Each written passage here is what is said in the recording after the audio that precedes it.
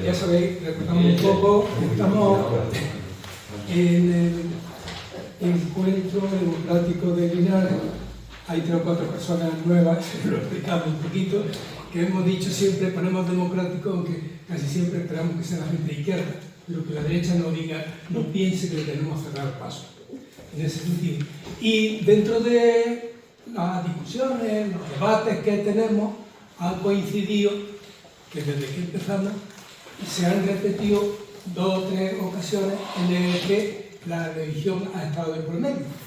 Está claro que tiene sentido que a veces la repitamos bastante, porque en nuestra historia la religión ha tenido un peso importante, a veces demasiado importante, y ha generado una serie de problemas que sería bueno.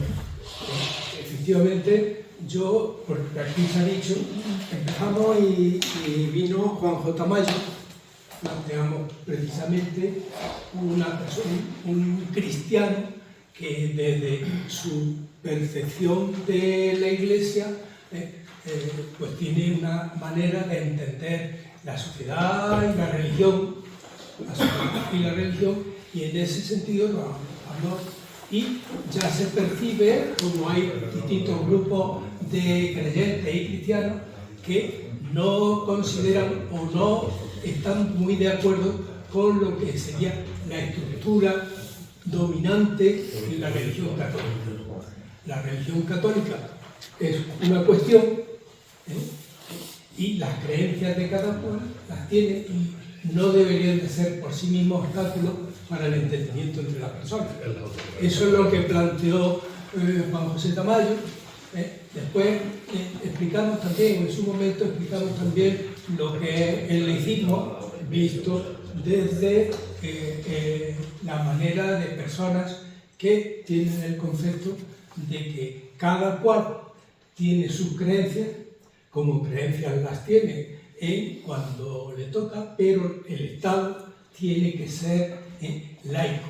Quiere decir que se respetan las creencias que sean o no creencias de cada cual. Esa se planteaba la cuestión. Y luego pues ha surgido otro tema, que fue el último que tratamos, que se refería a Antonio Machado y sus creencias. Y decíamos concretamente que Antonio Machado era un creyente, pero era el más anticlerical de los creyentes en su tiempo. Se diferenciaban mucho de los unos y de los otros, y sabía y tenía memoria histórica en el sentido de que el problema de las 2 Españas estaba por medio de la religión. Él, en su escrito y lo demás, distinguía muy claramente lo que es las creencias particulares de cada uno, y se diferenciaba concretamente con lo que había significado la religión y sobre todo la estructura eclesial, que siempre nosotros sabemos perfectamente, muchos de aquí, que teníamos que decir que éramos católicos y algunos nos llevamos alguna torta por no ir a misa. Entonces, un poco eso. Entonces, claro, aparte de que estuvo Juanjo y explicaba, Juan José Tamayo, y explicaba su concepción, pues hay varios grupos cristianos con los que coincidimos exactamente o completamente los ateos. Yo me acuerdo perfectamente de los curas que se llevaron a Zamora, me acuerdo, y resalté claramente la actitud de Juanjo, el cura de Arrayanes, y me acuerdo perfectamente de la parroquia de San Carlos Borromeo en Madrid, del Padre Llano en El Pozo, y de todo lo que han hecho creyentes que no han tenido ningún problema para admitir en la parroquia de San Carlos Borromeo a descarriados, personas en la última, fueran del credo que fueran, para entenderlo. Entonces, efectivamente, aquí lo que siempre se dice es un poco lo que hace falta es ser humanista o humano, entender precisamente, ponerse en el lugar del otro Y esa es la manera de entenderse, cualquiera que tengamos la religión, las creencias que tenemos. En ese sentido, Sebastián, que está en su quehacer diario, tiene las inquietudes desde la OACI, una organización, una parte de la Iglesia que durante bastante tiempo se ha preocupado del mundo del trabajo dentro de la Iglesia.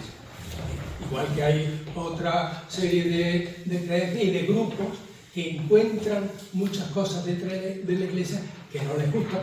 En fin, eso aquí, como decía que vamos a entendernos, sabemos discrepar y nos decimos que no nos creamos enemigos, sino que confrontamos la idea. Y si en alguna cosa no estamos de acuerdo, ni tu razón ni la mía, vayamos juntos a buscar. Muy bien. Bueno, buenas tardes. Gracias por la asistencia. Quiero agradecer en principio al grupo dinamizador de estos encuentros por el tema que me permite exponer. También en unos momentos en los que, además de lo que ha dicho Antonio, ahora salió el informe FOESA, que habla mucho de todo el tema del trabajo y demás, y también el día 21 hay otro encuentro dedicado al trabajo, pero desde el punto de vista filosófico, no desde el punto de vista de la doctrina social de la Iglesia, lo cual complementa, nos puede ayudar a comprender mejor todo lo que rodea al trabajo. Dicho esto, la hoja que se ha entregado, pues hay una especie de guión que he hecho, hay una especie de guión de lo que yo voy a tratar de exponer, y al final, pues una serie de encíclicas y exhortaciones con el fin de que esto no nos distraiga, ¿no? Ahí están las siglas, el nombre de la encíclica en castellano, en latín, y el Papa que corresponde, el documento que corresponde. En fin, de no andar, pues bueno, vosotros tenéis esto delante y sabéis cuando se dice algo, o yo diga algo referente a cualquiera de esos documentos, pues tenéis ahí para verlo, ¿no? Y dicho esto, pues son las 6:15, vamos a empezar. En el planteamiento de la doctrina social de la Iglesia, como se dice en el folio que se han entregado, la propuesta sobre el sentido, el valor y la forma adecuada de concebir, organizar y tratar el trabajo humano ha sido y es central. Y esto lo es desde la encíclica Rerum Novarum, que dice en su número 30, a nadie le está permitido violar impunemente la dignidad humana, de la que Dios mismo dispone con gran reverencia. Hasta hoy, he cogido un texto de Francisco, pero nada que hable con tanta familiaridad de los papas, pero lo que sé, yo tengo esa cuestión, pero espero que no haya problemas en cuanto a la confesión. Trabajar es propio de la persona humana, expresa su dignidad de ser creado a imagen de Dios. Por eso se dice que el trabajo es sagrado. El trabajo es sagrado. Bien, dicho esto, ¿por qué hacemos esto? Porque queremos ayudar a la transformación social y no podemos olvidar que plantea la doctrina social de la Iglesia muchas cosas sobre el trabajo humano que a lo mejor aquí no voy a desarrollar pues unos 50 minutos más o menos, ¿no? Pero bueno, yo creo que va a ser suficiente. Y me voy a referir no solamente al trabajo humano,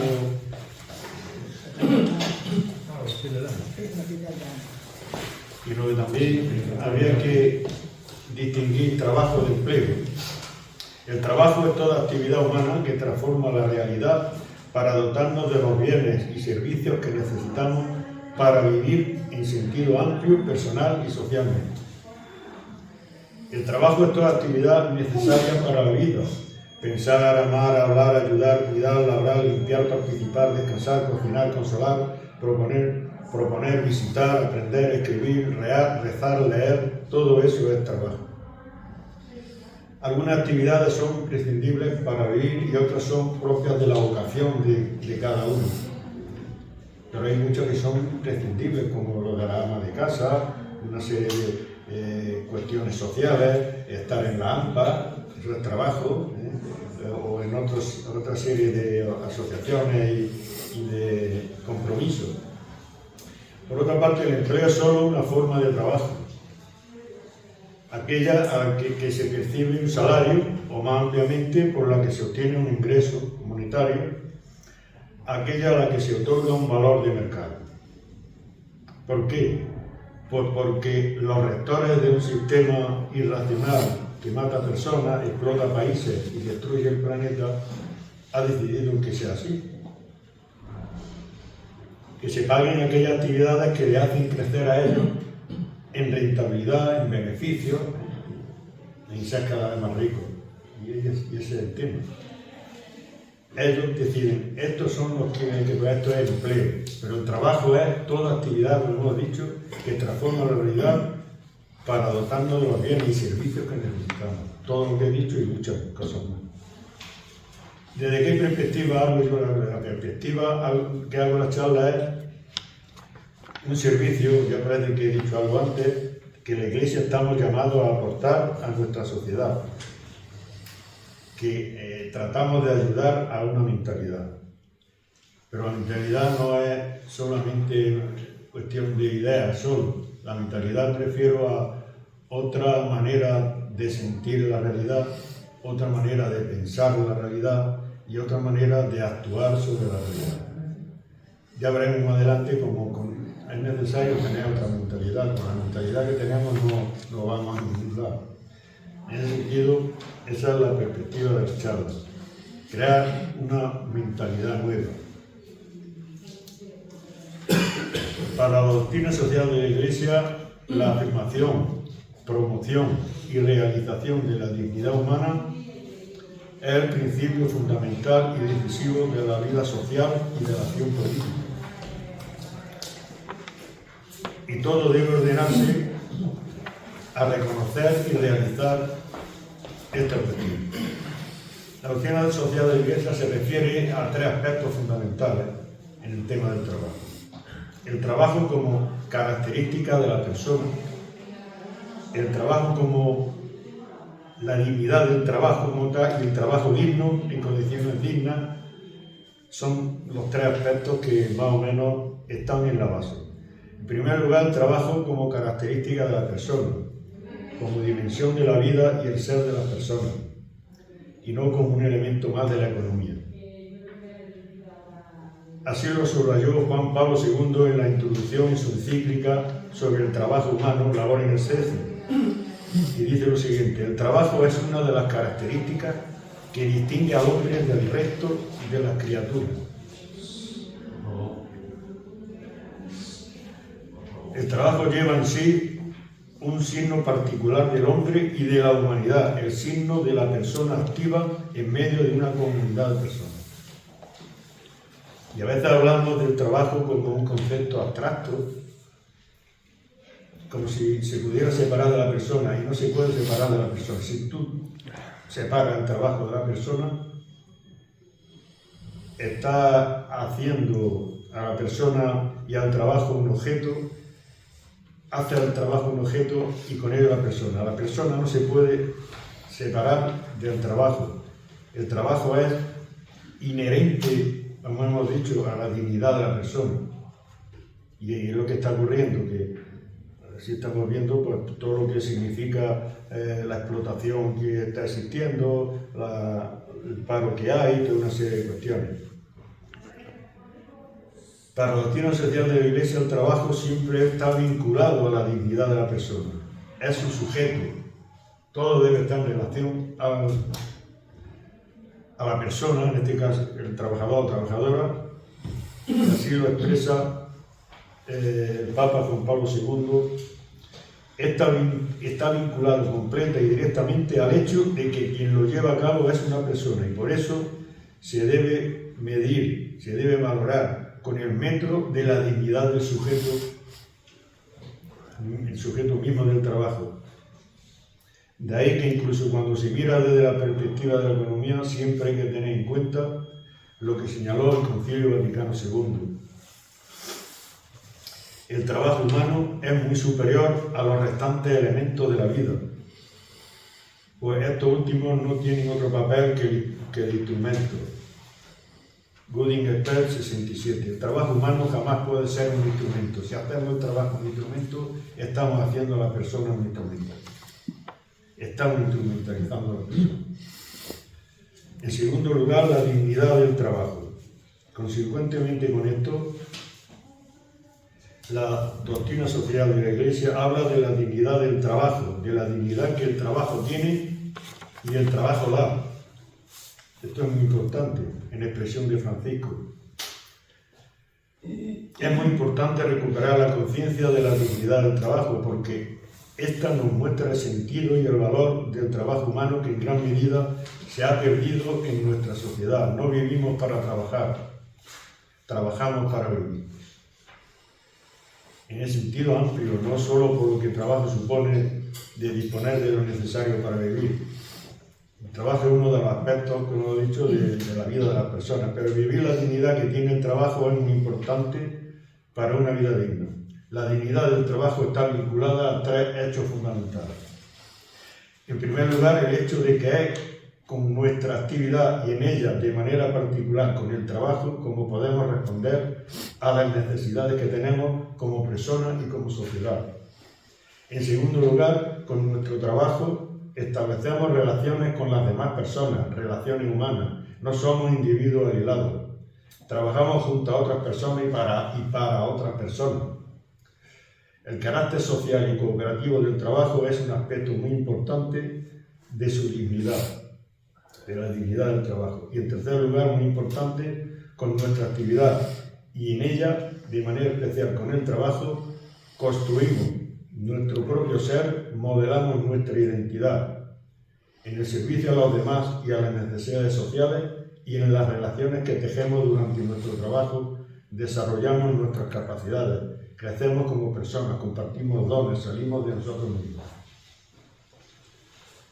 Bien, y en tercer lugar, el trabajo digno, en condiciones de esto es de lo que más se habla, qué condiciones de trabajo tenemos en la empresa, esto es de lo que más se habla, pero del tema este que he dicho anteriormente, que el trabajo ya en sí, el trabajo digno, porque está realizado por una persona que tiene en sí la dignidad, eso no se habla ni de la característica esencial de la persona que tiene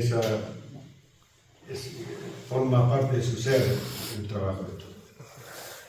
En tercer lugar, como he dicho, el trabajo digno en condiciones dignas. Reconocer y afirmar la dignidad del trabajo exige el trabajo digno o trabajo decente, como dice la Organización Internacional del Trabajo decente. La doctrina social de la Iglesia, desde León XIII, siempre ha insistido con fuerza en la defensa de condiciones dignas de trabajo. En Caritas in Veritate, Benedicto XVI subraya que el trabajo digno es esencial para el desarrollo humano integral y lo caracteriza de la siguiente forma. Un trabajo que cualquier sociedad sea expresión de la dignidad esencial de todo hombre o mujer, un trabajo libremente elegido que asocie efectivamente a los trabajadores, hombres y mujeres, al desarrollo de su comunidad. Un trabajo que de este modo haga que los trabajadores sean respetados, evitando toda discriminación. Un trabajo que permita satisfacer las necesidades de la familia y escolarizar a los hijos sin que se vean obligados a trabajar. Un trabajo que consienta a los trabajadores a organizarse libremente y hacer oír su voz. Un trabajo que deje espacio para reencontrarse adecuadamente con las propias raíces en el ámbito personal, familiar y espiritual. Un trabajo que asegure una condición digna a los trabajadores que llegan a la jubilación. Eso dice en Caritas in Veritate 63. Basta comparar lo que he dicho con lo que vivimos actualmente, para comprender la trascendencia y la profunda transformación social que es necesaria. Para la doctrina social de la Iglesia, el empeño por el trabajo digno es una tarea social fundamental y todos estamos llamados a implicarnos y la Iglesia está también llamada a implicarse. Después de todo lo que estoy diciendo, no nos cuesta trabajo, creo yo, reconocer que hay una vinculación entre el trabajo y la dignidad de la persona. Juan Pablo II, en la Orden Exercen, establece dos dimensiones, la dimensión objetiva y la dimensión objetiva y la dimensión subjetiva. La dimensión objetiva se refiere a qué producimos y cómo producimos, para qué producimos, toda la cuestión objetiva.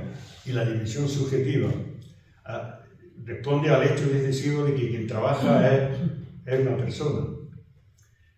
Desde luego la dimensión objetiva tiene gran importancia, pero la subjetiva es más importante para la doctrina social de la Iglesia y tiene la primacía sobre la objetiva, porque las personas son siempre más importantes que las cosas. Más importantes. Con esta conclusión se llega justamente a reconocer la preeminencia del significado subjetivo sobre el objetivo. Y llegamos a lo que se dice en el apartado S, la prioridad del trabajo sobre el capital. La prioridad de los subjetivos sobre el objetivo lleva a la prioridad del trabajo sobre el capital. Se debe ante todo recordar un principio enseñado siempre por la Iglesia, es el principio de la prioridad del trabajo frente al capital. Esta verdad que pertenece al patrimonio estable de la doctrina de la Iglesia debe ser siempre destacado en relación con el problema del sistema de trabajo y de todo el sistema socioeconómico, dice Juan Pablo II. Lo mismo recordó Benedicto XVI en Caritas in Veritate, siguiendo la enseñanza del Concilio Vaticano II, a propósito de las políticas neoliberales. Quisiera recordar a todos que el primer capital que se ha de salvaguardar y valorar es el hombre, la persona en su integridad, pues el hombre es el autor, el centro y el fin de toda vida económica social.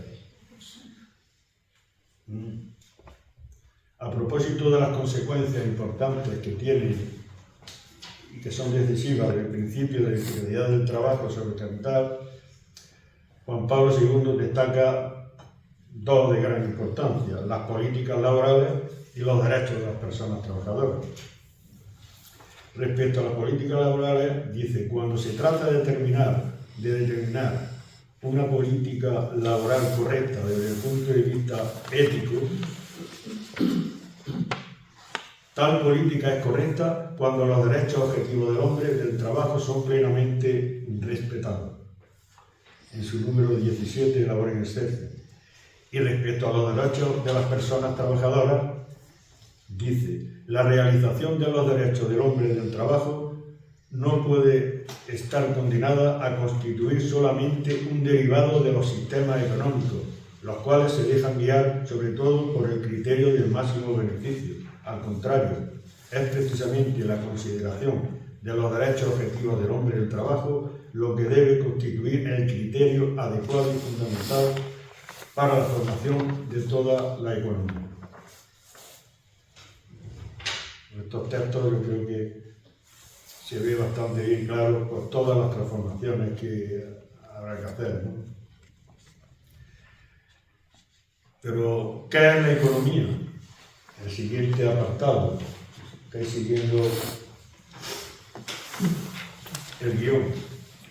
La economía es la actividad que hacemos las personas, los seres humanos, los grupos, las personas, las instituciones, para organizar la producción y la distribución de los bienes que necesitamos para vivir. Eso es la economía en definitiva. La economía es una necesidad humana, significa que sin producir los bienes que necesitamos y los distribuir no podemos vivir, no podemos funcionar como sociedad sin hacer eso. La economía fundamentalmente es eso, la actividad que hacemos los grupos y las instituciones para organizar y distribuir la producción. Y la economía es política. La economía no tiene unas normas que se rigen como nos dicen, no, es que la economía es política. Ahora después veremos. Hay un texto muy conocido de la primera carta a Timoteo que hace una afirmación que seguramente hace 2000 años, prácticamente, pero estaba en candelero, pero que seguramente en una sociedad como la nuestra yo creo que ha tomado también un poco de eminencia, ¿no? La frase de la primera carta de Timoteo dice: el amor al dinero es la causa de todos los males. El amor al dinero es la causa de todos los males. Un problema que hay en nuestra sociedad es que vivimos una economía que cada vez ocupa más espacio en la vida social, que está regida por el amor al dinero, por la máxima rentabilidad, el máximo beneficio, más beneficios, más rentabilidad, y eso es un problema muy gordo. Esta frase de Timoteo tiene mucho que ver con algo que en el Evangelio Jesús en Mateo 6:24 dice: no podemos servir a Dios y al dinero. No podemos servir a Dios y al dinero. No podemos pretender acoger el plan de Dios, no podemos pretender el plan de fraternidad de Dios, promover la dignidad de cada persona que estamos hablando y a la vez amar una cosa como es el dinero. O amamos una realidad o amamos la otra. El problema más radical de nuestra economía, y así lo dice la doctrina social, es la idolatría. La idolatría que existe respecto a la rentabilidad de nuestro modelo económico. La economía, por tanto, o es moral o es inmoral. Estas cuestiones que se hablan de que la economía es amoral, no, es moral o inmoral. Amoral no hay, yo creo que no hay nada, nadie puede decir que tiene esa condición. La economía es moral o inmoral. ¿Por qué? Porque las decisiones las toman las personas. Que dice, el capital se va a paraísos fiscales. No, el capital no tiene patitas. No. Son los que deciden los consejos de administración, los que... Por eso decía que la economía es política, los que deciden qué es lo que hay que hacer en los temas económicos. Es mentira que la economía tenga unas leyes, he dicho antes, que funcionan con independencia de las decisiones de las personas. Son así.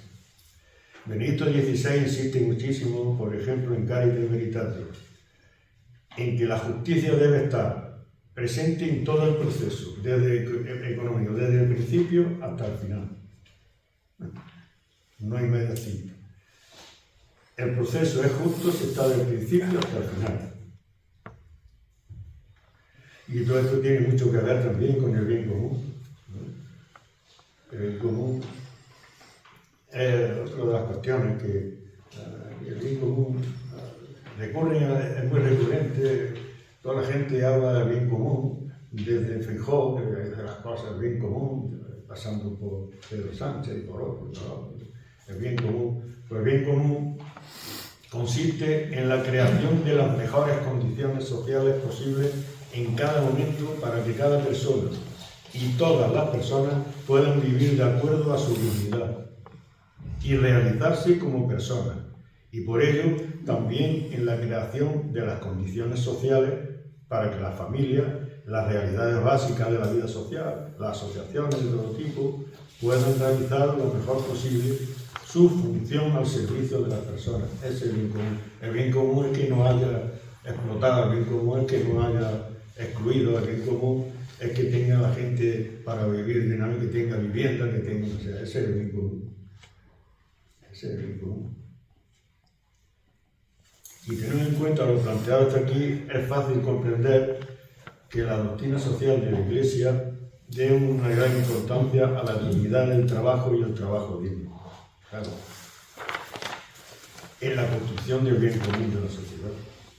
Es algo que hoy conviene resaltar, debido al individualismo exacerbado que hay un individuo tremendo y un consumismo atroz, que dificulta mucho pensar y afrontar las cosas desde la perspectiva del bien común.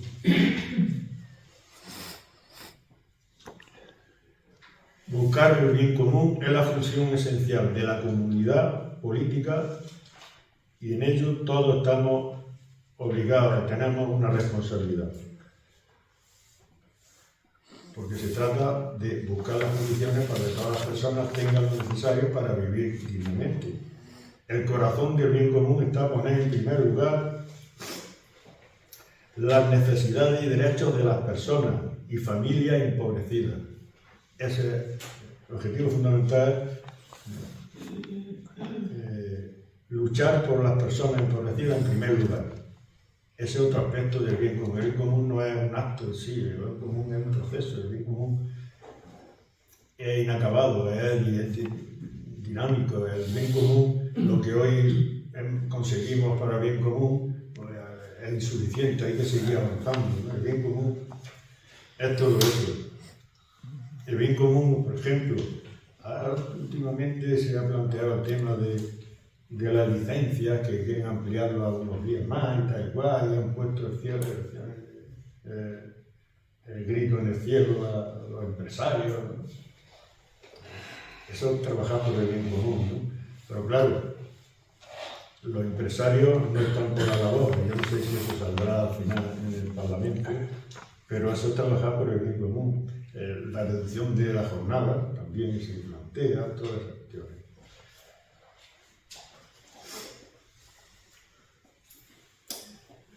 Si el bien común, si por el bien común no somos capaces de trabajar, todos somos responsables, si llega a la situación de que, como se dice, que ser honesto con la realidad es dar respuesta a esta pregunta. ¿Cómo hacemos para que nadie sea excluido de lo necesario para vivir dignamente? Sin eso, la democracia está vacía y no hay convivencia en común posible. ¿Qué hacemos? ¿Cómo nos apañamos para que nadie sea excluido de lo necesario para vivir dignamente? Eso es trabajar por el bien común. De esta perspectiva, es desde la que la doctrina social de la Iglesia da una gran importancia al trabajo y la búsqueda del bien común. Juan Pablo II afirmó que el trabajo es clave fundamental en la cuestión social. El trabajo humano, dice, es clave, quizá la clave esencial de toda la cuestión social. Y se trata de verla verdaderamente desde el punto de vista del bien del hombre. Y Francisco dirá que el gran tema es el trabajo, es la mejor ayuda para un pobre, el mejor camino hacia una existencia digna, porque no existe peor pobreza que aquella que priva del trabajo y de la dignidad del trabajo. Claro, hay 2 millones y pico de parados, ¿no? El trabajo es fundamental para el bien común. ¿Por qué? Porque es para cubrir las necesidades mínimas. Luego veremos si con un salario se puede vivir o no se puede vivir, pero hay que trabajar porque por los derechos, el derecho al trabajo, fundamental también para el bien común.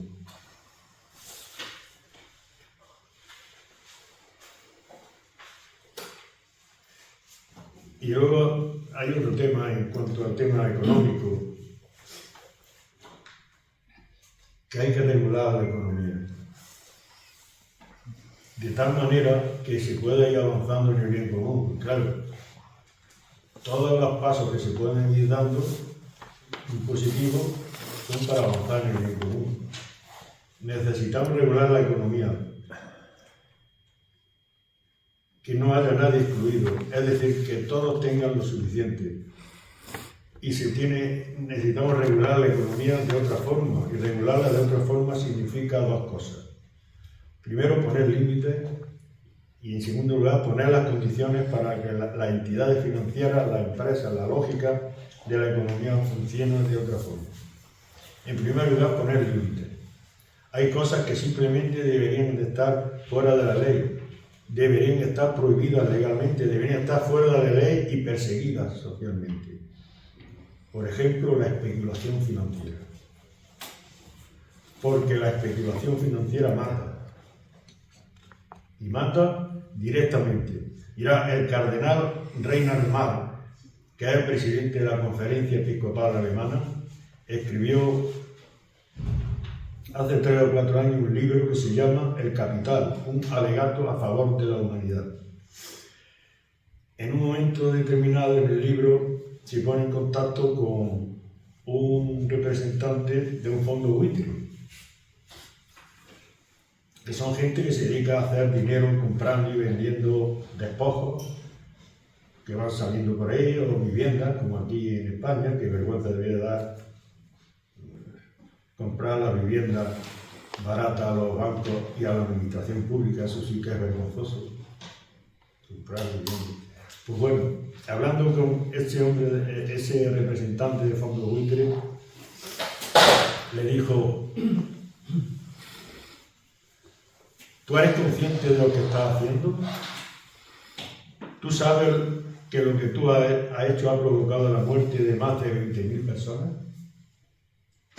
Y el agente del fondo le contestaba: no, yo he hecho un negocio. Yo no he hecho nada. Yo he comprado y he vendido una divisa y eso ha pasado aquí en el país de África.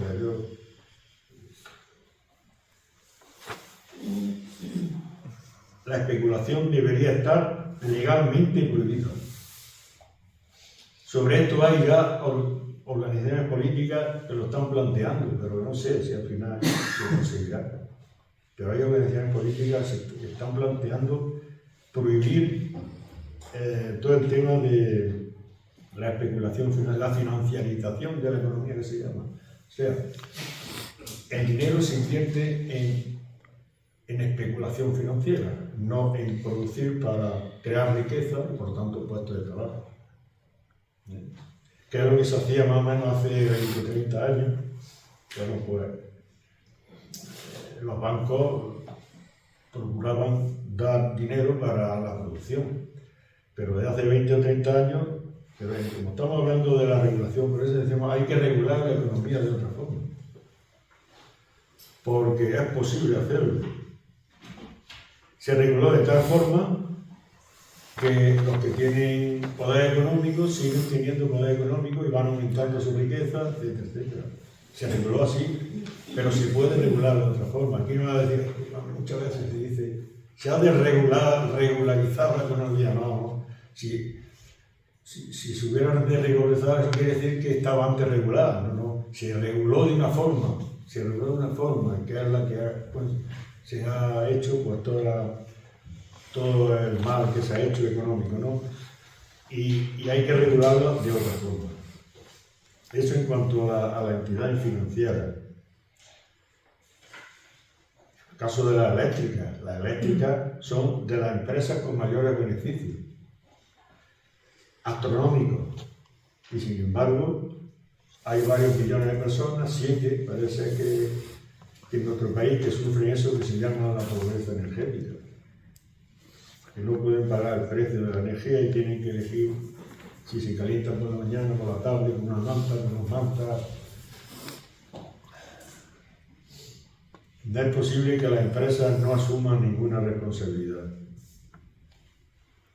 Todo esto se trata de trabajar por el bien común. Todo esto.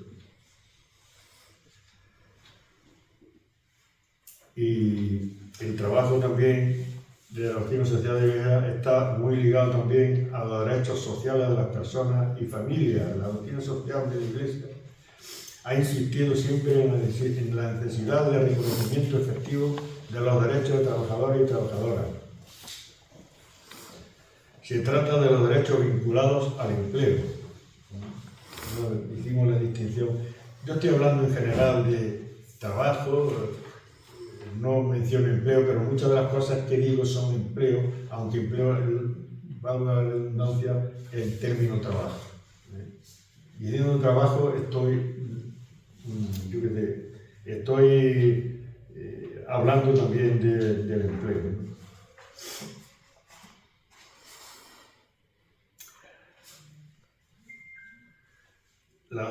Dice la doctrina social de la Iglesia: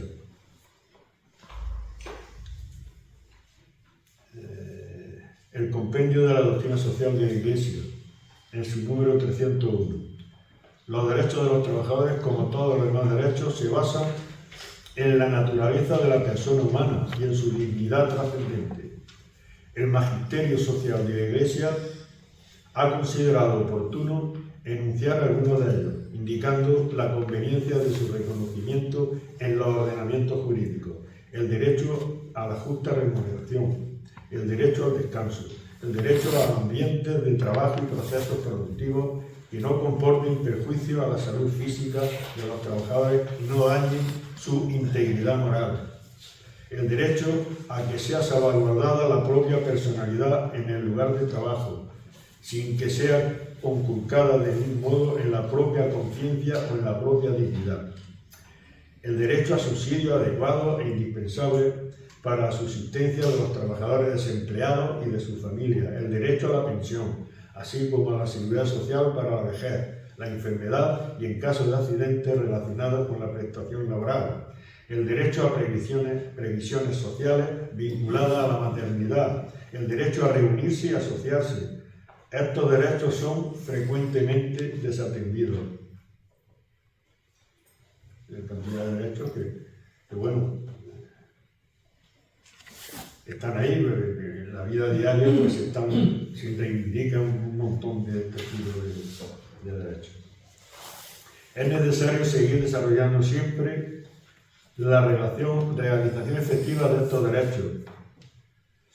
Así, por ejemplo, el derecho de huelga, de libertad sindical, de negociación colectiva, la Fratelli Tutti de Francisco, pero junto a los derechos vinculados al empleo, destaca también lo que Francisco ha llamado los derechos que brotan del solo hecho de poseer la inalienable dignidad humana, los derechos sociales de personas y familias. De hecho, los derechos vinculados al empleo también son derechos sociales. El derecho a la salud, a la educación, a la vivienda, a las prestaciones sociales que protegen a las personas a lo largo de toda su vida. Como veréis, la doctrina social de la Iglesia, entre su forma de ver el trabajo, es reivindicativa, ¿verdad? Muchas cuestiones, sí, pero claro, estamos hablando que hay que tener otra mentalidad, ¿no? Con la mentalidad que el sistema nos da muy difícil, encarar todas estas cuestiones, ¿no? El destino universal de los bienes. ¿Qué es el destino universal de los bienes? Pues son los bienes que Dios ha creado, es decir, el mundo que ha puesto a nuestro servicio, el mundo que Dios nos ha dado y todo con lo que en nuestro trabajo hemos ido creando en el mundo. Esos bienes son para que toda persona y todo pueblo pueda desarrollar su vida dignamente. Los bienes son para todos y deben llegar a todos de forma justa. Ese es el principio de la doctrina del destino universal de los bienes.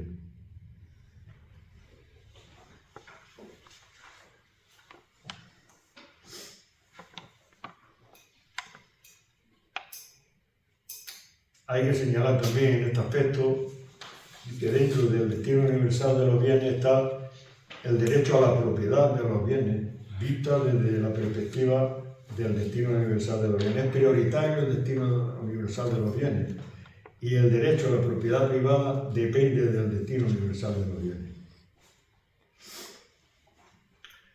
El derecho a toda persona a disponer de los bienes necesarios para vivir dignamente y el primer principio de todo ordenamiento ético-social. Centésimo Annus 31. Y a él deben subordinarse todas las formas de propiedad, la propiedad personal, el dinero, los medios de producción, todo tipo de propiedad. La doctrina social de la Iglesia dice coherentemente que los distintos tipos de propiedad, tanto privada como pública como cooperativa, deben de reunir una condición fundamental, que sea cual sea la propiedad jurídica,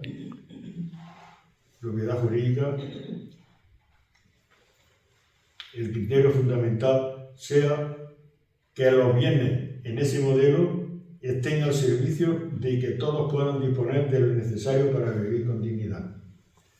La Iglesia dice que este principio es el criterio desde el que organizar la economía.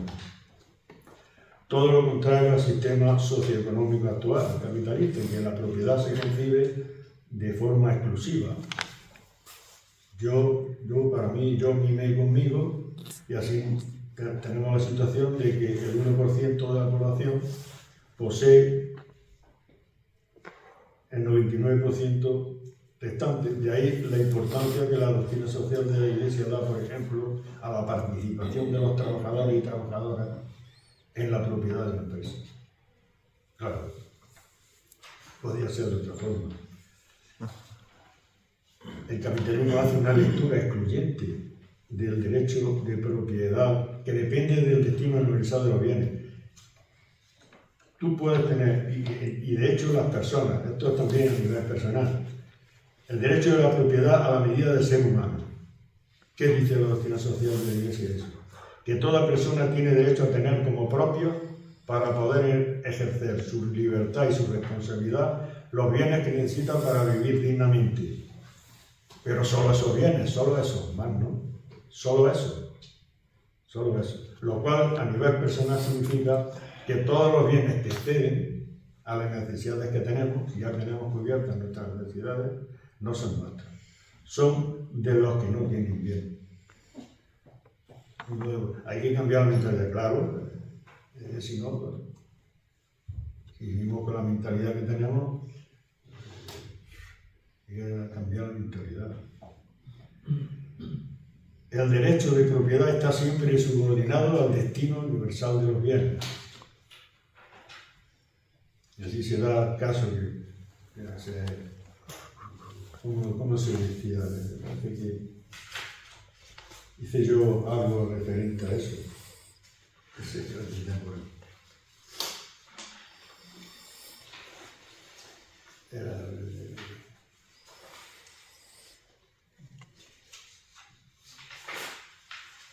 No sé.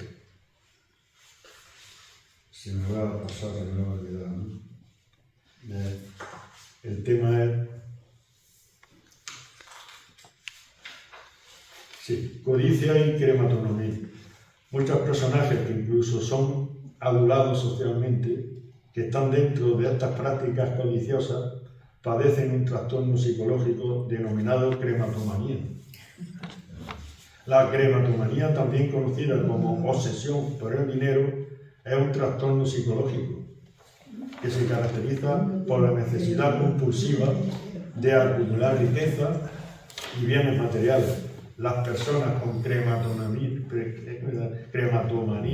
pueden sentir una preocupación excesiva por el dinero y ver afectada su salud, relaciones interpersonales y otras áreas importantes de su vida. ¿Cuántos personajes conocemos que padecen la codicia? Yo creo que todos. Y la crematomanía, casi mucho de eso también. De crematomanía seguramente más de uno padece de crematomanía. La codicia todo. Y de crematomanía muchos también. Pero en eso, ve este, ¿cómo se llama? Este tan famoso que sale con la máquina, con el hijo en el brazo, en hombro, está chaval perdido. El que hace los coches. Elon Musk. Ya que no sabía, no me acordaba el nombre. Elon Musk. Amigo de Trump. Pasamos a otro tema que también es muy importante dentro de lo que supone la doctrina social de la Iglesia en el trabajo. Trabajo y cuidado. Desde la defensa de la centralidad de la persona como sujeto del trabajo, en el trabajo hay que cuidar también, y lo dice el Papa Francisco, el conjunto del proceso de la producción debe ajustarse a las necesidades de la persona y a la manera de vida de cada uno en particular, de su vida familiar. Exactamente lo contrario de lo que ocurre muchas veces en nuestra sociedad. de lo que al contrario tienes que someterte a lo que es el proceso productivo, a la exigencia de la rentabilidad económica. Y eso dificulta seriamente la vida digna de las personas trabajadoras. Pero ha sido Francisco quien desde su defensa de la cultura del cuidado ha formulado con más claridad la estrecha relación entre trabajo y cuidado. Trabajar cuidando el planeta, cuidando a los demás, cuidando ante todo a las personas trabajadoras. En su mensaje a la 109 Conferencia Internacional del Trabajo de la Organización Internacional, la OIT, el 17 de junio de 2021 lo planteaba así. El trabajo es una relación, entonces tiene que incorporar la dimensión del cuidado, porque ninguna relación puede sobrevivir sin cuidado. El cuidado debe ser una dimensión de todo trabajo, un trabajo que no cuida, que destruye la creación, que pone en peligro la supervivencia de las generaciones futuras, no es respetuoso con la dignidad de los trabajadores y no puede considerarse decente. Por el contrario, un trabajo que cuida contribuye a la plena restauración de la plena dignidad humana. Y en esta dimensión del cuidado entran en primer lugar los trabajadores. Cuidar es expresión también fundamental de amar. Claro. Cuidar es amar. Es el sentido más radical y profundo del trabajo humano. Cuidar a las demás personas con el trabajo, dedicando nuestras capacidades y esfuerzos, responder a las necesidades de los demás y de la sociedad es una buena forma de servir. Dedicar nuestras capacidades y esfuerzos es una forma, si no lo hacemos, descuidamos la dignidad humana. Cuidar el planeta, trabajar sin destruir, porque hay demasiadas formas de trabajo que desde la lógica de la rentabilidad económica, a costa de lo que sea, destruyen, descuidan, ponen en peligro la casa común. Y ante todo, las personas trabajadoras con forma de organizar el trabajo que respeten y cuiden la salud física y mental. Demasiadas personas sufren la siniestralidad laboral. Más de 2 personas diarias mueren en España. ¿Cómo es posible? Más de 2 personas, una media de 2 y pico al día mueren. ¿Cómo es posible? Bueno, haciendo todo lo contrario de lo que estamos planteando, la dignidad de la persona para los empresarios, pues, como si la hablara de, lo que sé, es una enorme larga social a la que no se le presta la debida atención, la siniestralidad. Ahora parece ser que han declarado el año 2026 año de la siniestralidad laboral. Creo que en el Consejo de Ministros de ayer se habló de algo de eso. Creo que la ministra de Trabajo, Yolanda Díaz, lo planteó y se va a considerar, esperemos, que se haga algo más de lo que se está haciendo. Me quedan 5 minutillos y voy a ver si termino con alguna cuestión. Que hay una cuestión aquí, el aprecio del sindicalismo. También la doctrina social de la Iglesia está por el sindicalismo. Le da mucha importancia a los encuentros con los trabajadores y trabajadoras. Hace poco había un encuentro de movimientos sociales a nivel general en Italia y han discutido sobre tierra, techo y trabajo, que es lo que Francisco en su día puso para que se... Al decir tierra no estamos hablando solamente de las tierras, metros cuadrados, no estamos hablando de que tenga la gente lo necesario para vivir. Trabajo y techo, la vivienda, ¿no? Y él habla de que los sindicatos tienen 2 características, la profecía y la innovación. La profecía se refiere a la naturaleza misma del sindicato, a su vocación más verdadera. El sindicato es expresión del perfil profético de una sociedad. El sindicato denuncia a los poderosos, como los profetas bíblicos, da voz a los que no tienen, en ese sentido son profetas. Y la innovación, los profetas son centinelas que vigilan desde la atalaya, pero también dice, de la atalaya ven lo que hay dentro, pero también tienen que ver lo que hay fuera, los parados, los descartados, los que están fuera de él. O sea, están en la atalaya, están mirando hacia adentro, pero le echa en cara que tienen que estar. El sindicato no realiza su función esencial de innovación si vigila solo a los que están dentro y solo protege los derechos de quien ya trabaja o está jubilado, ¿no? Esto se debe hacer, pero es la mitad de vuestro trabajo, le habla de tú. Vuestra vocación es también la de proteger los derechos de quien todavía no los tiene, los excluidos del trabajo. Y no me quiero, bueno, la tarea social y tarea especial, yo creo que ya hemos hablado, he dicho que la Iglesia está obligada a hacer también su planteamiento y en eso estamos, ¿no? A los sindicatos les dicen que hay que vivir las periferias, etc. Pero yo no me quiero ir sin, queda un minutillo o dos, de todos estos temas. Yo me parece que había que sacar una conclusión y algunas consecuencias prácticas del tratamiento de la doctrina social de Iglesia sobre la economía. Hay al menos un par de aspectos. Son más, pero voy a plantear a pesar de una mentalidad muy individualista y otra mentalidad más de comunión. Hay que pasar de una mentalidad individualista a otra de comunión, con comportamientos personales y familiares, y hemos de darle mucha importancia a nuestros comportamientos y ayudar a que otras personas se planteen esto. Aquí voy a poner ejemplos. Por ejemplo, Amazon. Nadie tendría que comprar nada en Amazon. Amazon tiene unas relaciones como si fueran siervos sus trabajadores. Amazon es un monstruo.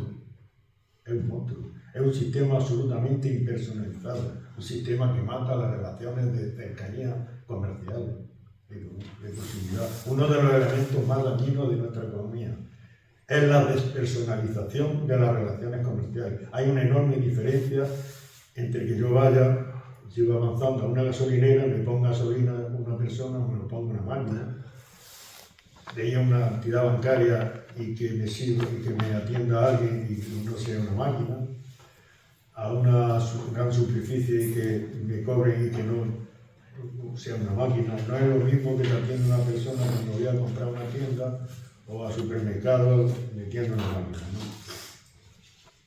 Todo eso despersonaliza. Y luego le he comentado un tema de la Mitsubishi Electric. Mitsubishi Electric es una empresa dedicada a todas las cuestiones de aire acondicionado y estas cuestiones. ¿Qué marca es esta? No sé. Pero bueno, Mitsubishi de Tailandia. ¿Qué está pasando? ¿O ha pasado? Hubo un cierre patronal para castigar a los sindicalistas de la empresa. Después de todo el conflicto llegó a un acuerdo con los sindicatos y decidió admitir todos los trabajadores que había despedido. Esto fue a principios del año pasado, de que fue. Hoy todavía no lo ha readmitido a todos, pero todos han tenido que pasar por un campamento militar. ¿Sabéis para qué? Para aprender orden y disciplina, palabras textuales de la empresa. Todos han pasado por un templo budista para que reflexionen sobre sus malas acciones, palabras textuales de la empresa. Ha hecho un auténtico proceso de humillación de los trabajadores para que se sometan, y al final de todo eso, a los readmitidos le ha obligado a firmar un contrato particular al margen del convenio de empresa, en el que, entre otras cosas, afirman que si se afilian a un sindicato perderán los derechos salariales y perderán las prestaciones sociales. No podemos consumir productos de esa empresa. No. Y esto le duele mucho a las empresas que se sepa. Las empresas temen mucho a que los consumidores tengamos en cuenta todas estas cosas. Claro.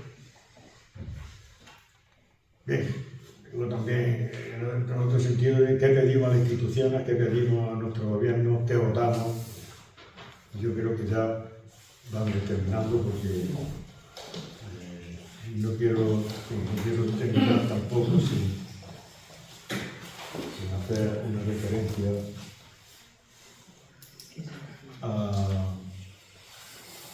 al consumismo. ¿Cómo consumimos? ¿Qué aspiramos a tener en cuenta? ¿Qué hacemos con los bienes, no solo los bienes materiales, sino con el tiempo? ¿Qué hacemos con lo que utilizamos no solamente económicamente? Al cambiar las prácticas de consumo que tenemos, también influye mucho si cambiamos las prácticas. Compartir los bienes que tenemos, no solo los bienes monetarios, como he dicho, tener dinero en una entidad financiera o en otra. Hay entidades financieras que son humanas, no producen desahucio. El consumir un tipo de producto u otro tiene mucho que ver. Consumir los tomates de Sudáfrica o consumirlos de aquí, por lo que supone el transporte de alimentos de un lugar a otro, de coste ecológico y de coste social también. Y ya voy a terminar. Ahora sí termino. Perdonadme. Perdonadme, pero si doy con la tecla. Bueno, pues ya está. Sí. Lo que dice el Papa Francisco: hoy el trabajo está en riesgo. En un mundo donde el trabajo no se considera con la dignidad que tiene y que da, el mundo del trabajo es una prioridad humana y por tanto es una prioridad cristiana. Donde hay un trabajador, ahí está el interés y la mirada del amor del Señor y de la Iglesia. Con eso terminamos. Bueno,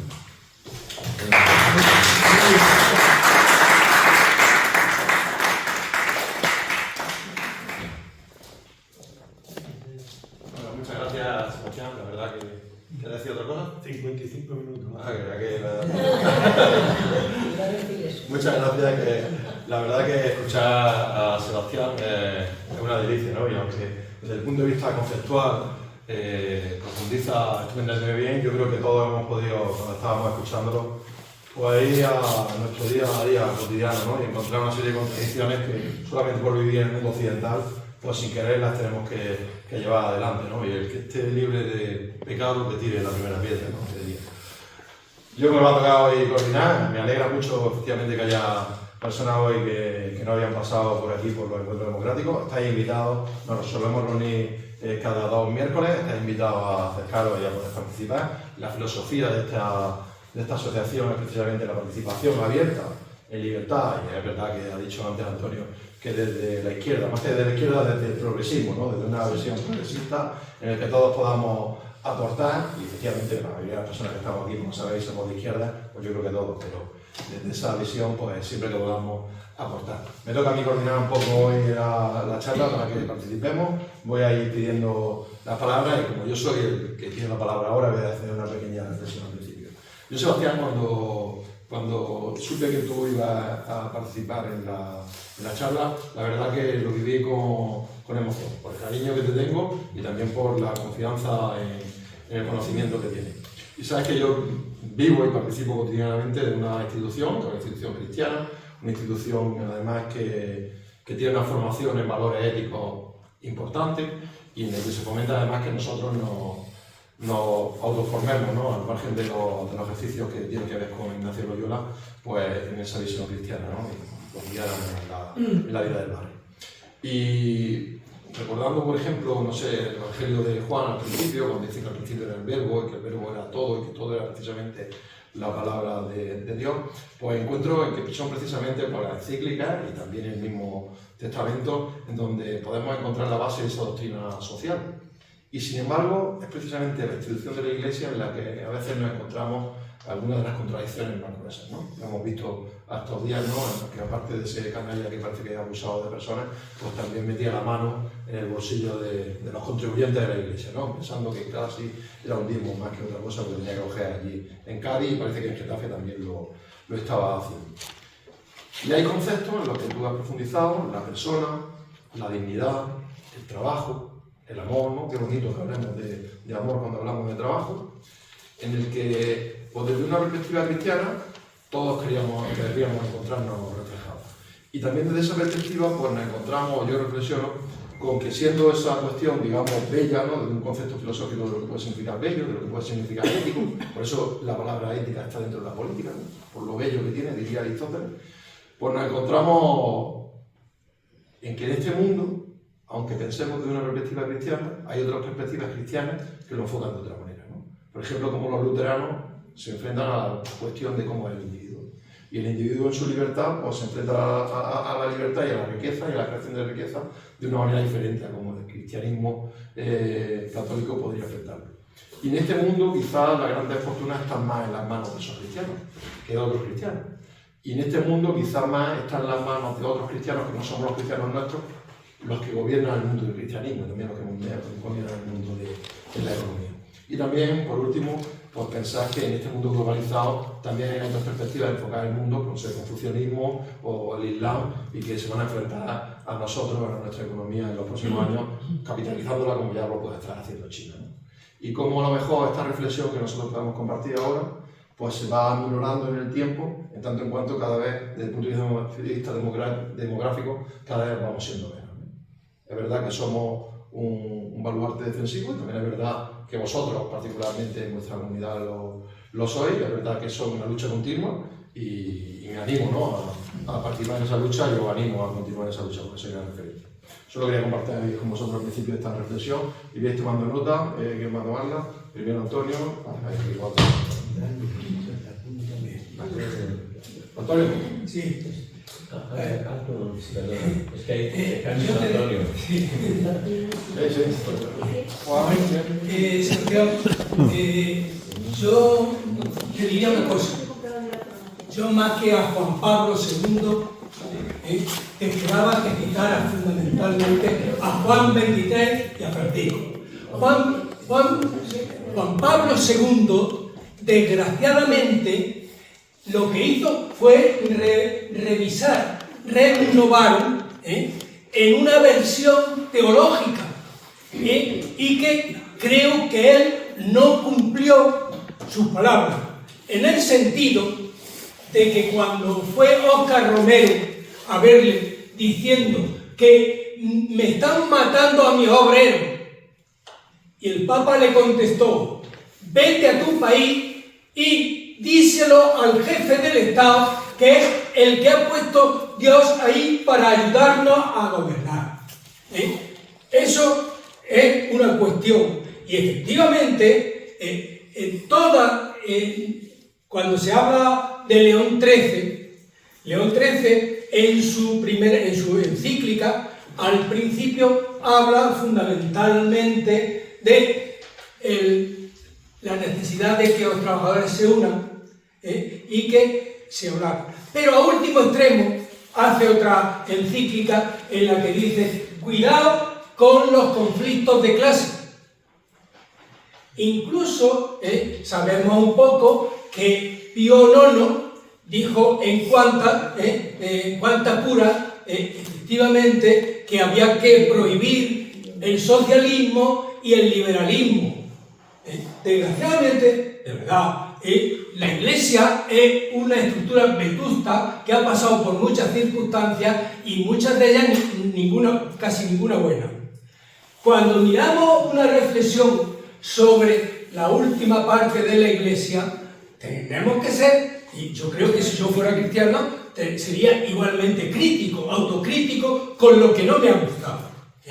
Efectivamente, yo diría que lo mejor de la Iglesia, de la experiencia que tenemos, fundamentalmente ha sido Juan XXIII y ha sido Francisco. Juan XXIII y la Populación Progreso, que después hacía Pablo VI, que es la continuación del Vaticano, que es la más apertura. Porque creo que fundamentalmente Juan XXIII es un hombre de su tiempo, y aunque creían que iba a durar poco, fue la gran apertura, porque abrió la Iglesia fundamentalmente al pueblo. E incluso dijo que el laicismo había dado un aire nuevo de su tiempo para que hiciera la apertura a la propia familia. Él ya anticipó la posibilidad del divorcio. Y todos los problemas conceptuales de puesta al día de la Iglesia, él los planteó. Señor Pablo, incluso él entró al conflicto permanente que venía habiendo en el mundo, y le propuso a Palmiro Togliatti, el comunista, incluso a ver si podía intervenir ante Khrushchev cuando el problema de Cuba y los cañones que había allí. Esa cuestión de estar en el mundo, que es donde se va a hacerlo. El mismo el mismo Francisco, en la primera ocasión que tuvo la propia guerra de Ucrania, intervino allí, que ha habido la mejor ocasión para hacer la paz. Pero como se sometieron a unos intereses y a otros, la guerra todavía ha seguido y no sabemos cuántos muertos se va a llevar de un sitio y de otro. Esas son cuestiones fundamentales. Incluso hemos visto que en la vuelta a los derechos, la propiedad privada, la Iglesia lo admite, pero con mucha reticencia, porque en el mismo principio dice al final que hay que hacerlo con cuidado y que tenemos que asegurarnos de que el obrero cumpla el control que se hace para que el obrero trabaje como ha prometido. Tendrá que verse que también el patrono y la empresa no tenga el afán de lucro, porque el afán de lucro ya lo estamos viendo aquí. Como muy bien has dicho tú, que precisamente se están concentrando en lo que es la financiarización, que no es producir, y que en último extremo, ¿quién controla ahora a los fondos de inversión? Y tendremos que ver, porque efectivamente se dice que nos ayudemos los unos a los otros, y desde luego cuando se dice también el problema del trabajo, el trabajo no debiera tildarse como un castigo divino, sino hay un principio que lo resuelve todo, a cada cual según sus necesidades y de cada cual según sus posibilidades. Eso vale para todo el mundo, sea para toda persona de bien. Ya sabemos exactamente que si hay pobreza en mi barrio, como si hay pobreza en otro pueblo, en un país de la Chimbamba, esto es problema porque hay mucha gente que tiene de más y que todos lo quieren acumular. La cuestión la tenemos ahora mismo. Cada día hay ricos más ricos y cada día hay pobres más pobres, porque esos instrumentos los manejan ellos.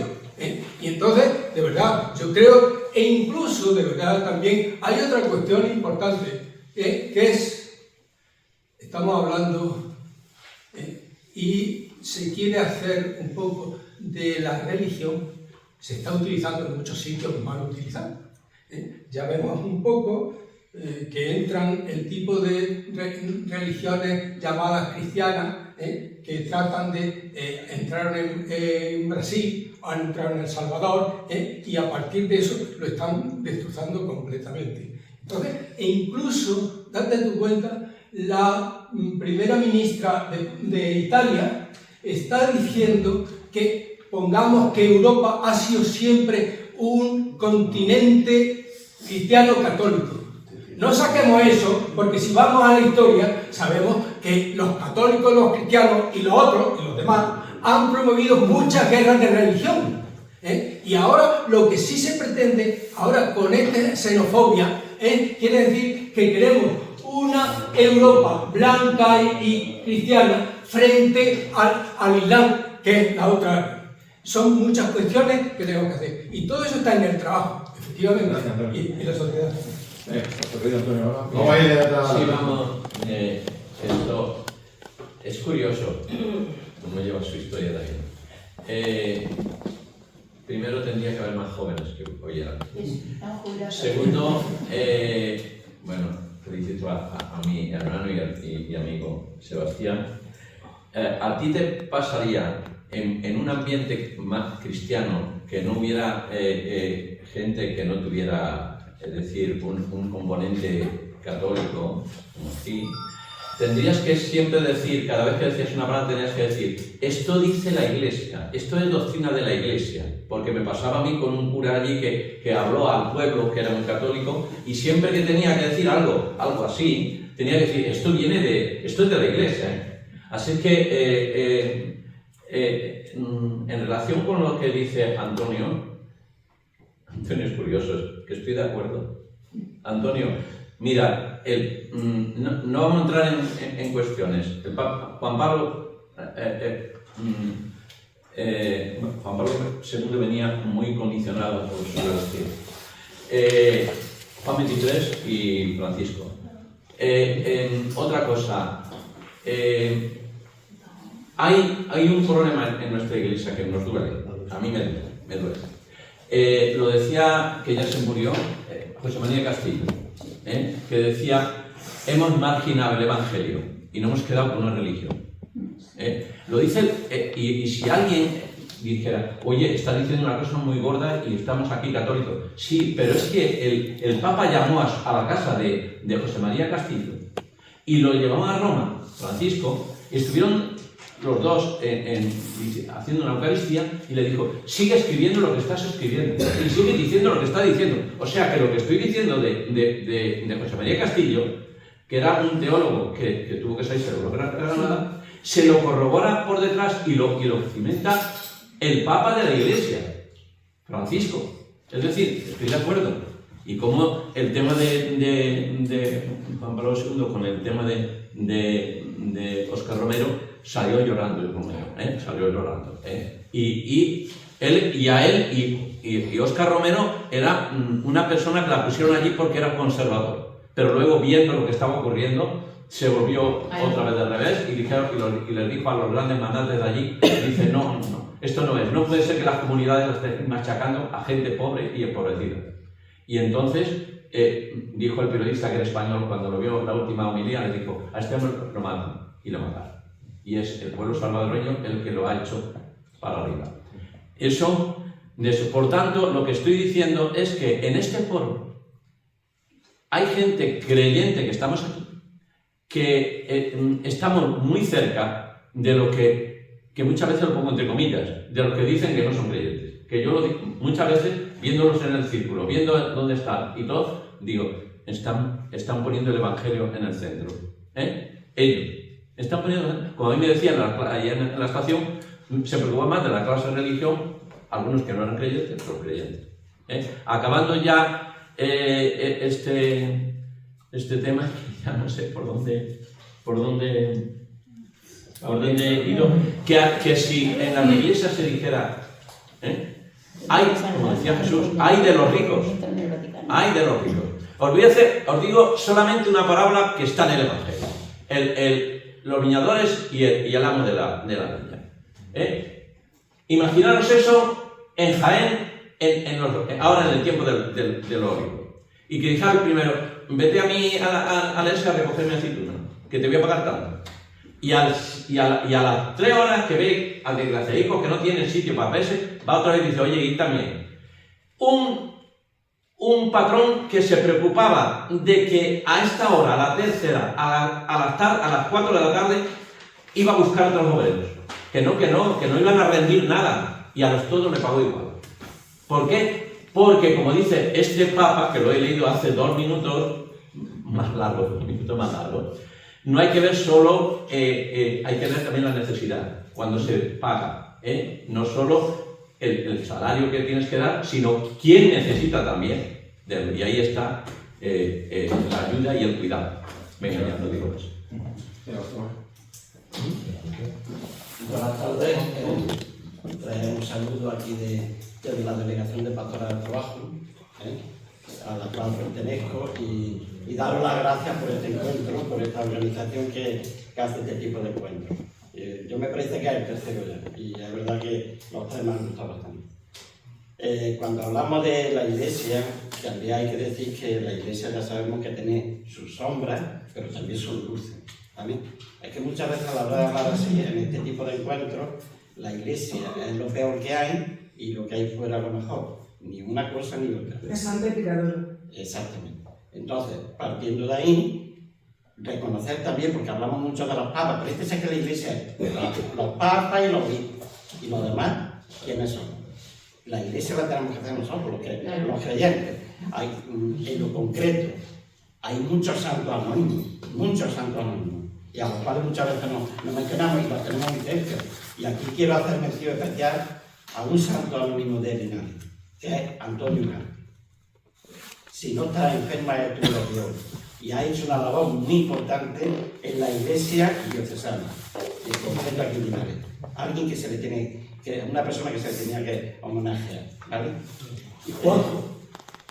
Bueno, digo la persona que yo conozco como delegado de Pastoral de Trabajo que ha estado durante mucho tiempo. Pues esos son los santoneros, y hay muchos militantes obreros cristianos que han dado su vida, se han entregado y siguen entregándose, y han puesto por ahí. Tenemos que apostar a la Iglesia por ello. Y esa es la doctrina social de la Iglesia, porque la hacen vida, ahí activa aquí ahora mismo, ¿no? A ver, cuando se habla de la Iglesia, de la doctrina social de la Iglesia, del trabajo y cuidado, que tengamos presente una cosa, ahora mismo la Iglesia diocesana Cáritas ha denunciado la situación que lleva los temporeros. Y sin embargo, a lo mejor hay otro tipo de organizaciones que no lo están haciendo. ¿Qué estamos haciendo el resto de organizaciones sociales, políticas, sindicales? ¿Qué estamos consintiendo que haya inmigrantes durmiendo en la calle y no se haya denunciado ya a esas instituciones, a esas administraciones? ¿Cómo puede ser que haya un montón de albergues cerrados en la provincia de Jaén y esté durmiendo la gente en la calle? No es porque saliéramos todos apoyando a Cáritas, que ha sido la primera a lo mejor que ha denunciado este tema, ¿vale? Y el tema de las trabajadoras del hogar, igual, exactamente igual, que lo estamos viendo en las situaciones en las que estamos. Y día tras día tenemos muchas charlas y demás, pero luego después no llegamos al grano, donde está aquí de la cuestión, es decir, que esto no puede ser así, que las administraciones se tienen que poner ya y decir, se ha acabado. ¿Vale? Pero las organizaciones de todo tipo, cuando yo digo, pero no solamente las sociales, sino las eclesiales y de todo tipo, pero que tengamos en cuenta que la Iglesia no es todo malo, ni todo bueno también, son versudos, como han dicho ellos. Gracias. Va a jugar Luis. Bueno, yo cuando hablamos de organizar esto precisamente, del trabajo de la doctrina social de la Iglesia, me pareció un tema interesante y bueno, he intentado consultar un poco la historia de León XIII, ¿no? Desde 1891 con la Rerum Novarum en adelante, que han ido diciendo diferentes papas y tal. Pero bueno, al final, uno que vive al margen de la Iglesia piensa la importancia que tenga la encíclica. Claro, para la Iglesia debe tener una importancia enorme. Para la Iglesia, digo, para los practicantes, ¿no? La Iglesia en general, que seguramente harán el mismo caso que yo de la encíclica. Pero la pregunta es, los papas, los que habéis dicho que se han preocupado más, que han hecho una encíclica más de parte del trabajador, de la trabajadora, más de parte del mundo del trabajo, ¿qué encuentro? A mí me gustaría saber qué encuentros han tenido con organizaciones empresariales, es decir, han ido algo más allá de una declaración de intenciones, es decir, porque al fin y al cabo una encíclica ni es una ley de un parlamento, ni es una directiva de una Unión Europea, sino que es una declaración de buena voluntad, ¿no? Es decir, a ver si podéis hacer algo por esto. Mi pregunta es, ¿conocemos de que ha habido encuentros reales de papas con la encíclica encima de la mesa, reunidos con organizaciones empresariales, no solamente a nivel nacional, me refiero a nivel internacional, puesto que la encíclica es urbi et orbi, no es solamente para un país. Y en contraposición a eso, desde la experiencia vital mía, personal, porque yo estoy hablando a nivel absolutamente personal, sí reconozco quiénes, desde mi órbita y en el ámbito que yo me he movido, quienes han hecho por el trabajo desde la Iglesia, quienes han hecho por el trabajo más, desde mi punto de vista, que todas las encíclicas juntas. Pues la gente que ha vivido en sus barrios, que ha vivido en sus pueblos y ha trabajado como jornaleros. Y eso lo conocemos. Yo creo que de aquí todo el mundo tenemos constancia. Antonio nombraba a uno de aquí, un cura que murió hace poco, ¿no? Pero otros conocemos también en la provincia de Cádiz, en la provincia de Sevilla, en la provincia de Córdoba también, ¿no? A curas obreros, curas que sí han hecho del trabajo su vida sin abandonar la Iglesia. Al final se tuvieron que ir, al final el obispo prácticamente les obligó a que se fueran de la Iglesia. Pero dieron un testimonio de trabajo, un testimonio de su fe, trabajando codo con los jornaleros, ¿no? Y uno de ellos, por referencia, porque ahora mismo, ayer estuve hablando con Alfredo, y sabéis que Alfredo, todos los que estamos aquí sabemos lo de la obra que ha montado Alfredo sobre el cura de los Corrales, ¿no? Sobre Diamantino. Entonces, ayer le pregunté, que ya sabía que habían tenido otro éxito en Pedrera. Cuando estuvimos en Marinaleda fue un éxito, y ahora cuando lo hicieron aquí en Linares también. Pero claro, allí en el entorno donde se desenvolvió este hombre y ese grupo de curas jornaleros, pues claro, el entorno es muy adecuado. Y me decía, estuve con fulanito de tal, no me acuerdo el nombre, el único que queda vivo de aquel grupo de... Enrique. Dice, estuve con Enrique y ya está jubilado. Y cobra la pensión de jornalero. No la cobra la pensión de haber sido cura, cobra la pensión de jornalero. Es decir, ese testimonio de trabajo de la Iglesia es absolutamente reconocible. El que no es reconocible es el de arriba. Lo que hace en la esfera alta. No se ve, no hay cristalización de esas encíclicas después en acuerdos reales que se hayan propagado y se hayan dicho, pues señores, con estas organizaciones empresariales hemos llegado a este tipo de acuerdos en base a... De eso yo no he oído nunca nada. Sin embargo, sí he visto a esta gente trabajar con su motillo, con su vespa, ir a coger algodón, o a remolacha, o a coger aceitunas. Y hablando del tema de los cuidados y del tema del amor, yo sí quiero destacar a un cura de aquí de la provincia, se llama Jesús Castro, lo pudimos ver, anteayer lo pudimos ver en el programa de televisión, que es un hombre que con su labor, efectivamente, está ayudando a trabajadores, además inmigrantes, porque su casa es una casa de acogida, y su preocupación por lo que les pasa a esas criaturas que vienen de fuera a ganarse aquí la vida es total. Entonces, esos ejemplos de iglesia son los que realmente nos calan, son los que, seamos o no creyentes, entendemos que son de buena gente, pertenezcan a la iglesia o no pertenezcan a la iglesia, pertenezcan al colectivo que pertenezcan, pero esos son los que realmente nosotros, los ciudadanos de pie, son los que podemos destacar. Gracias, Juan. Ahorita he hecho una preguntilla para dar trabajo. Luis, bueno, vamos a ver, yo creo que Sebastián ha dicho cosas importantes y profundas. Yo eso no, sobre lo que él ha dicho estoy casi al 100% de acuerdo, ¿no? Estamos hablando de la doctrina social de la Iglesia, un cuerpo de doctrina, un conjunto de textos, no tanto de comportamiento de nadie, ¿no? Sino que dice la Iglesia sobre el mundo del trabajo, ¿no? Y entonces, hay un texto, yo quiero hacer una pequeña aportación modesta. Hay un texto que es la Populorum Progressio que a mi juicio es clave. Y voy a decir por qué es clave en la doctrina social de la Iglesia. Porque es el único texto que yo he visto de la Iglesia donde condena explícitamente el capitalismo. Dice que es un sistema nefasto. Y habla de que es un sistema nefasto a propósito, la encíclica esa la escribió Pablo VI en 1967. ¿Y qué pasa? Que el contexto histórico era la descolonización. Metrópolis que habían tenido países colonizados y que estaban descolonizándose. Y además la hegemonía de los poderosos en ese momento era la burguesía industrial. La industrialización fortísima en España también, en esos años de desarrollismo.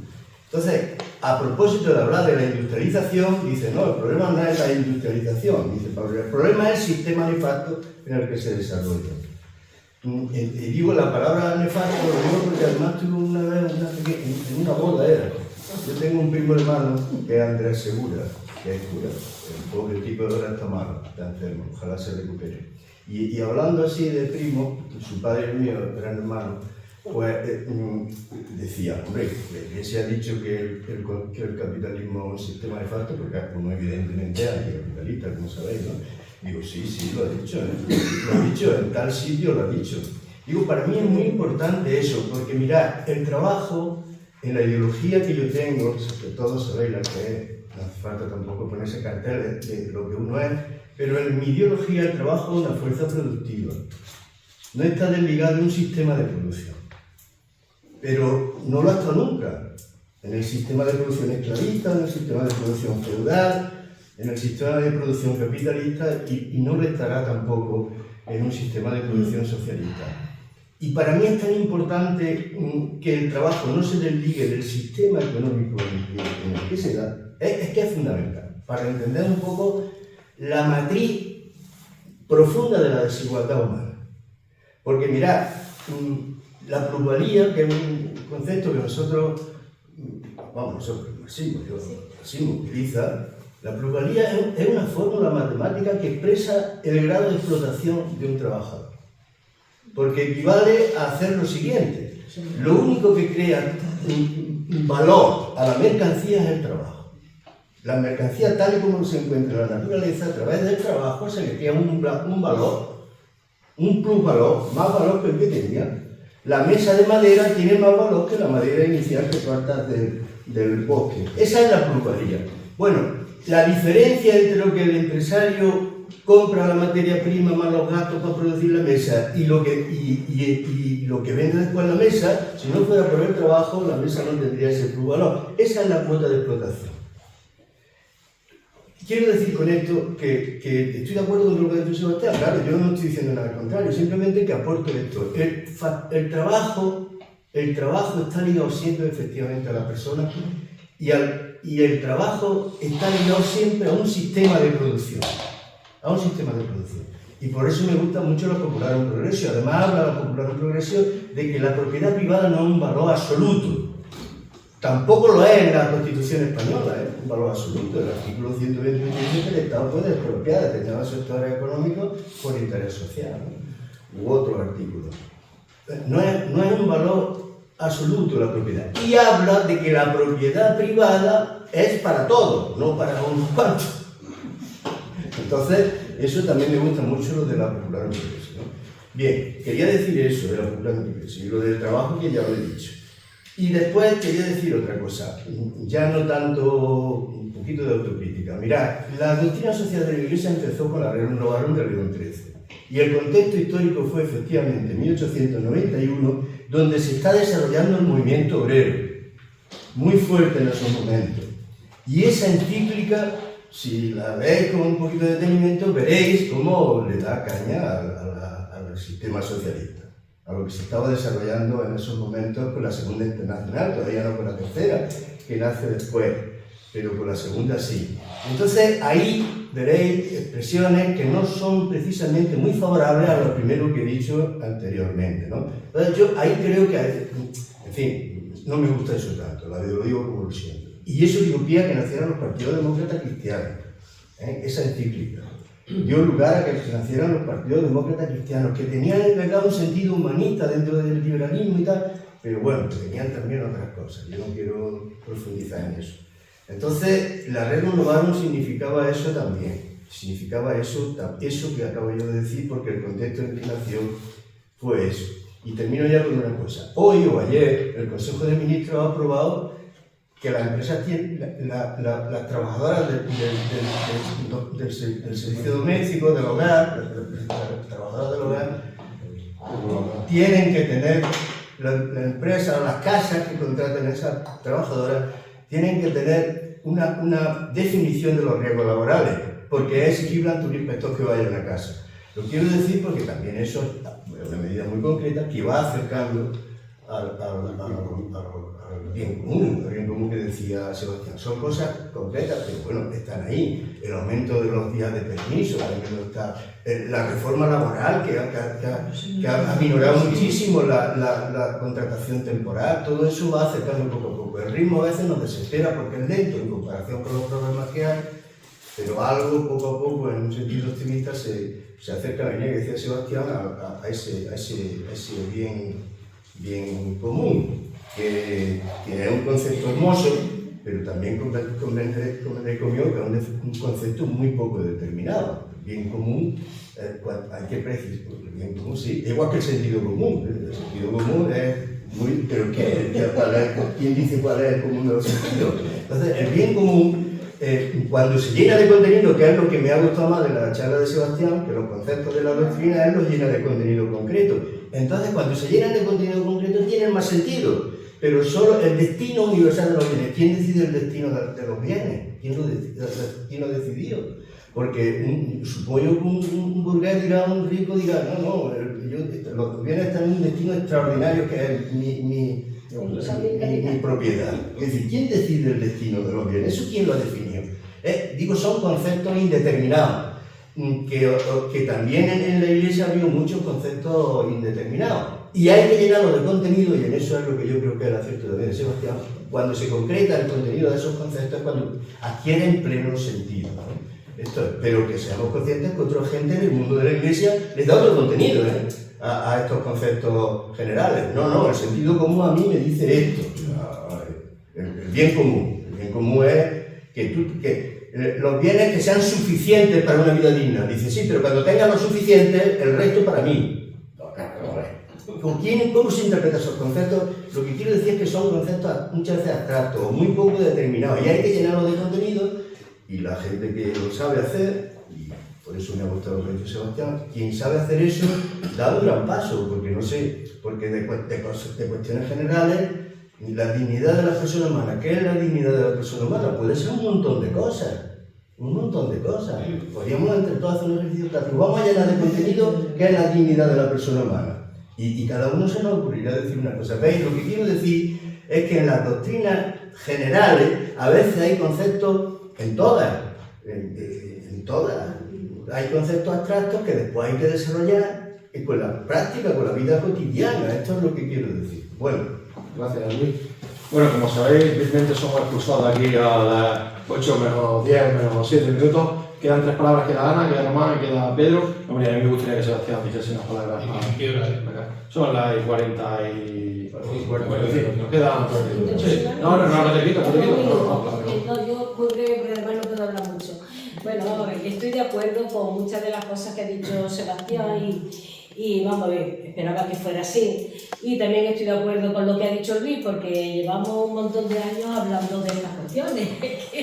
Es verdad que... Y yo tengo la experiencia de haber compartido con cristianos y no cristianos pues toda la vida pues, de compromiso. Y he conocido pues no solo cristianos personalmente, sino también movimientos apostólicos en la Iglesia, y yo creo que son muy importantes. Pero claro, estamos en un mundo capitalista.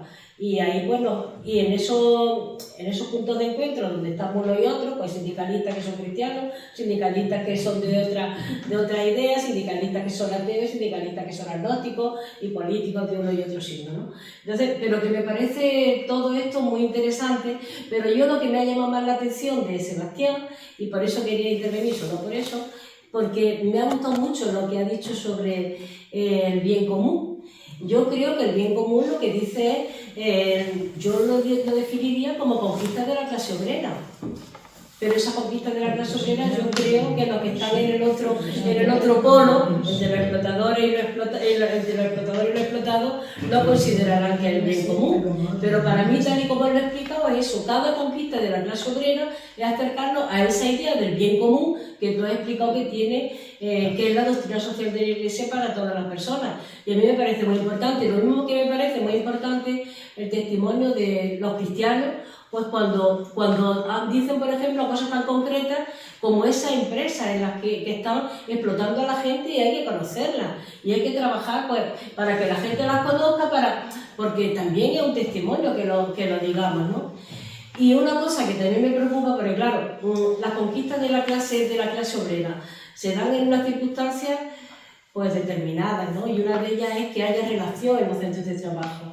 Entonces pensemos que en los últimos tiempos una de las cosas que cada vez abunda más es que la gente trabaja en sus casas.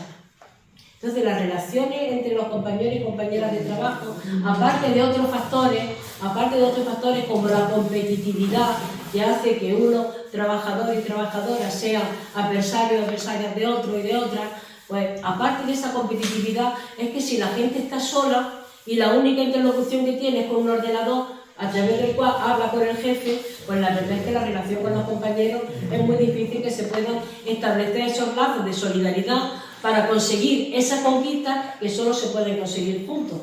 Entonces, pues también quería hacer esa reflexión. Sí.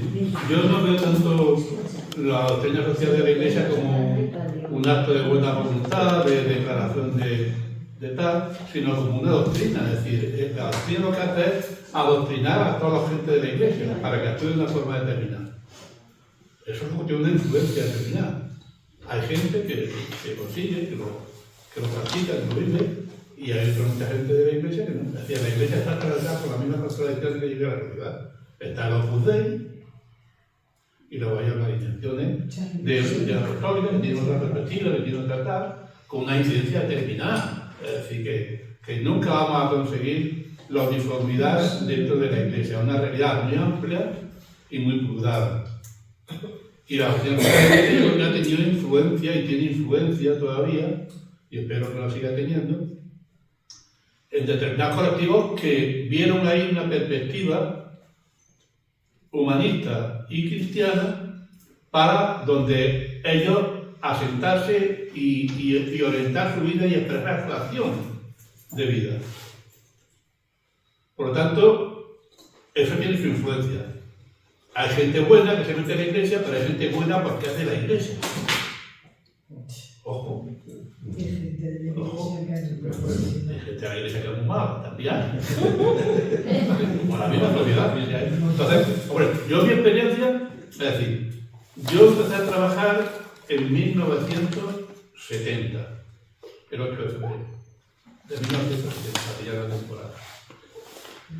Allí concurrían que ya por los años 74, 75, pues había un grupo de gente, compañeros, amigos, se fueron convirtiendo con el tiempo, que trataron, es decir, donde empezó a expandir todo el movimiento sindical y aquellos pues, participaban en reuniones del sindicato y trataban de implantar y que aquello se fuera haciendo allí.